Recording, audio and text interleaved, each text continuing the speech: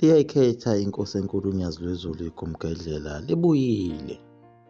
Lisachaza ngalo iBhayibheli lakwaZulu nokufika kwabelungu bezofaka inkolo yabo eyaphucula imiqondo yabantu kwaze kwasuka okwakufakwe umvelinqangi emiqondweni yabo.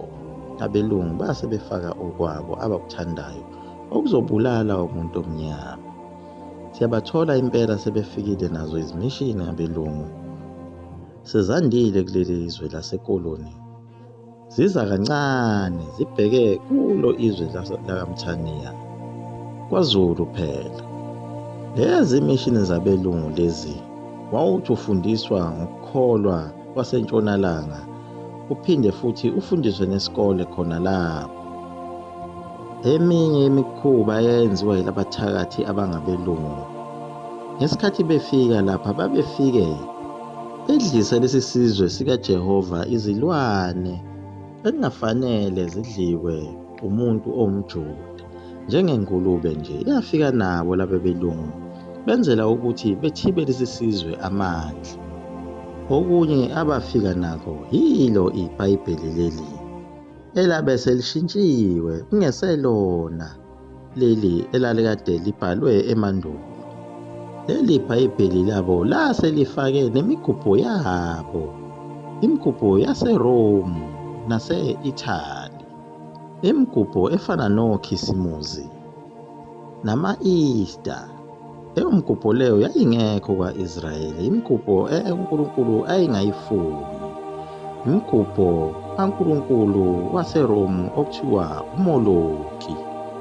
Lapho uNkulunkulu wamaJuda ayiwatshele kahle waluleka ngokuthi beze bengamhlabeli lo nkulunkulu okuthiwa uMoloki.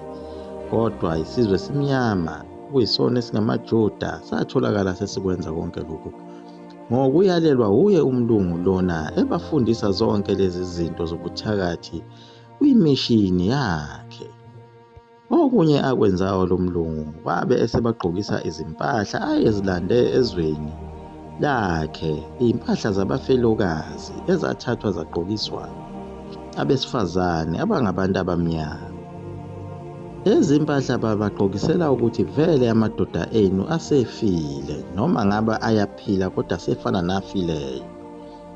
Baphinde futhi bathatha izimpahla zabesilisa ababe yiziboshwa esabashona bazozigqokisa amadodana alaba bafazi. Lezo mpahla zazisho khona ukuthi noma ningakhula madodana oyise benu bafana nabafileyo, nina seniyiziboshwa.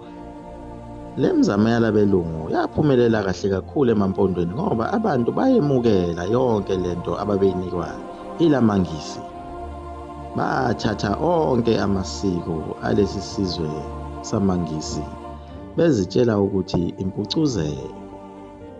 Lezi mishini ababefike nazo babeziqambe ngawo amaqhawe abo. Esingeke size siwabize lapha lamaqhawe abo ngoba uzodinwa futhi yena lo muntu omnyama othunjwe yilesi sizwe emqondweni wakhe.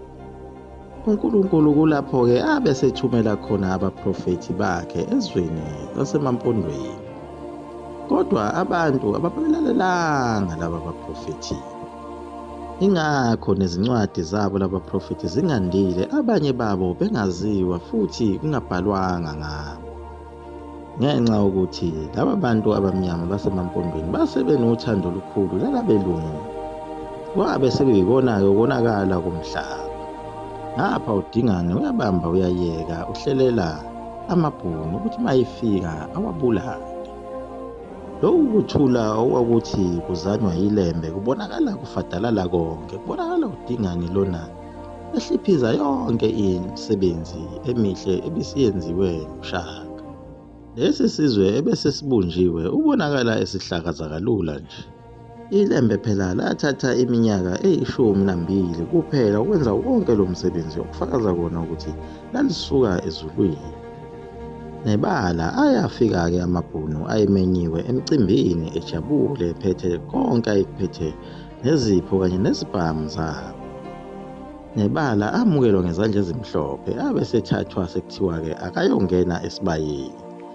Inyama iyalungiswa. athi mayethe angena esibayeni nezibhamu zawo kwathiwa lithi izwi lenkosi, kulo mkhosi okhona walo mcimbi akuvumelekile ukuthi ungene nesikhali esibayeni. Amabhunu akuhlonipha lokho ngoba kwakuyizwi elivela enkosini. Amabutho akwaZulu nawo ayengayiphethe ikhali ngoba ayevele ezigqibile emqubeni, elinde ukwenza isilo sengubo.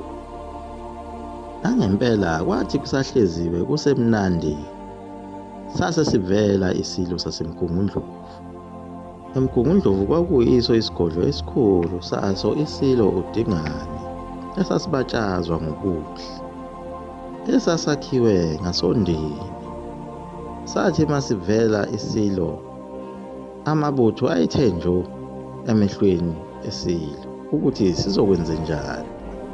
Sathi masiyibhula ingubo yaso yengwe isilo, amabutho athi sebephakathi. Amabhunu ayitshela ukuthi kusayingxenye yokucula leyo. Amabutho avuma ingoma kanti sekuwukufa kwabo. Adonsa izikhali amabutho emqubeni, adonsa imikhondo ayifaka emabhunwini engavikile enganasikhali. Kwaba usimayimaye efa amabhunu esibayeni egwazwa ngemikhondo. Kwakungelula ukuphuma esibayeni. Isibaya sasebukhosini sasakhiwe ngenye indlela siphakeme. Agwazwa onke amabhunu ayelapho afa, wasala amahashi awo ngaphandle emile. Kodwa ebhunwini elaba nenhlanhla okuthiwa u-Andres Pretorius abagcina belibiza ngongalonkulu ngenxa yokhonkolo elalufakile emva kokuba lilimele esibayeni. Lelo bhunu laphunyuka lagibela ihashi lashaya lachitha, kwaba yilona lodwa lasinda lapho. Labaleka njalo libheke ewineni kwaNobamba phela. Kuthiwa lagijima ihashi laze laba manzi te umjuluko. Bathi bangafika kwaNobamba lawa ihashi, naye u-Andre lona ungalonkulu wawa phansi waginqika.